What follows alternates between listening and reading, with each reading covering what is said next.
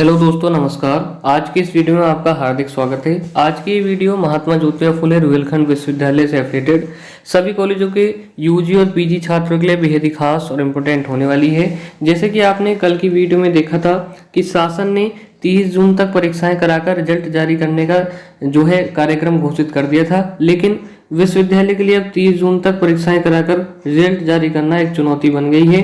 क्या है पूरी न्यूज़ जानने के लिए मेरे साथ वीडियो के एंड तक बने रहिए। इसी तरह चलिए आपको सीधे न्यूज़ पर ले चलते हैं। जैसा कि आप लोग अपनी स्क्रीन पर देख पा रहे हैं, 30 जून तक परीक्षाएं कराकर रिजल्ट जारी करना चुनौती। शासन ने मई में मुख्य परीक्षाएं कराने के दिए हैं निर्देश। रुहेलखंड विश्वविद्यालय की मुख्य परीक्षाएं करीब 45 दिन में होती हैं पूरी। अगर मई में आपके एग्जाम स्टार्ट होते हैं तो तब 45 दिन के बाद आपका जो है 30 जून तक रिजल्ट आना विश्वविद्यालय के लिए एक चुनौती बन गया है। शासन ने एक दिन पहले विश्वविद्यालय में सत्र 2020-21 की प्रयोगात्मक परीक्षाओं को आयोजित करने का प्रस्तावित शेड्यूल जारी किया है। प्रस्तावित शेड्यूल में परीक्षाएं कराना रुहेलखंड विश्वविद्यालय की बड़ी चुनौती होगा। साथ ही छात्रों का पाठ्यक्रम भी पूरा नहीं हो सकेगा। विश्वविद्यालय की मुख्य परीक्षाएं करीब 45 दिन में पूरी हो पाती हैं। ऐसे में विश्वविद्यालय को मई में यानी 1 महीने में परीक्षा करानी होगी। ऐसे में परीक्षाएं पूरी कराकर 30 जून तक परिणाम जारी करना भी आसान नहीं होगा। शासन के निर्देश मिलते ही विश्वविद्यालय के अधिकारियों ने इस पर मंथन शुरू कर दिया है। कोरोना की वजह से सबसे पहले सत्र 2019-20 की सभी परीक्षाएं आयोजित नहीं हो सकी। उसके बाद सत्र 2020-21 का शेड्यूल गड़बड़ा गया है। नवंबर के अंत सप्ताह से 50% छात्रों के नियमों से पढ़ाई शुरू तो हो गई, लेकिन पाठ्यक्रम भी पूरा नहीं हो सका। इसके बाद दिसंबर में फिर से अलग अलग पाठ्यक्रमों की परीक्षाएं शुरू हो गईं। सबसे पहले एलएलबी की परीक्षाएं हुई, उसके बाद छुटी हुई प्रयोगात्मक परीक्षाएं और फिर इम्प्रूवमेंट परीक्षाएं।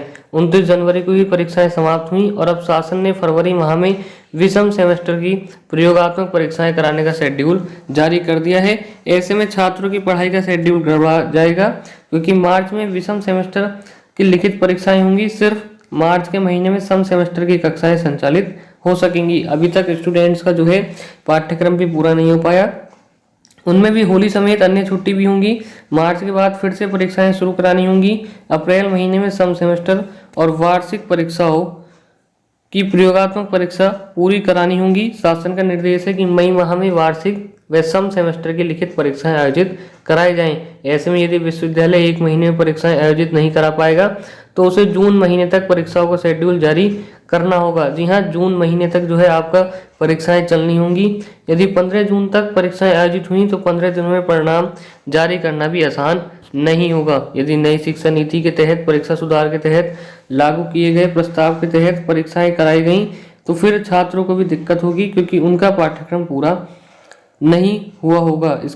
इससे उनके परिणाम पर भी असर पड़ सकता है। तो काफ़ी ज़्यादा समस्या आने वाली है छात्रों के सामने भी और विश्वविद्यालय के सामने भी। अब आप देख सकते हैं बिना तारीख बढ़े नहीं पूरी होती प्रक्रिया, क्योंकि अभी तक जो है रेगुलर एग्ज़ाम फॉर्म भी नहीं आए हैं सत्र 2020 और 21 के।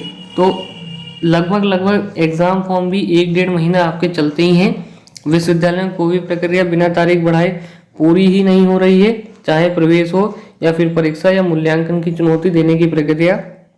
सभी का एक बार शेड्यूल जारी करने के बाद बढ़ा ही जाता है। यहाँ तक कि परीक्षा का शेड्यूल जारी करने के बाद उसमें संशोधन भी किया जाता है। जी हाँ, जब आपकी एग्जाम स्कीम आती है तो उसमें जो है आपका संशोधन होता है, सुधार होता है, करेक्शन होता है उसमें बार बार।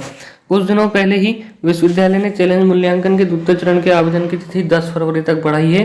हर बार में छात्रों के हित का हवाला विश्वविद्यालय प्रशासन की ओर से दिया जाता है, जबकि कई बार असली वजह कुछ और ही होती है। और आवेदन फॉर्मों की बात हो तो इसके जो छात्र छूट जाते हैं उन्हें तो मौका मिल जाता है, लेकिन अधिक आवेदन आने से विश्वविद्यालय के राजस्व भी बढ़ता है, विश्वविद्यालय का धन भी बढ़ता है। तो यही थी पूरी न्यूज़। वीडियो अच्छी लगे तो लाइक कर दें, अदर फ्रेंड्स के साथ जरूर शेयर करें ताकि सभी को इंपोर्टेंट न्यूज़ मिल जाए।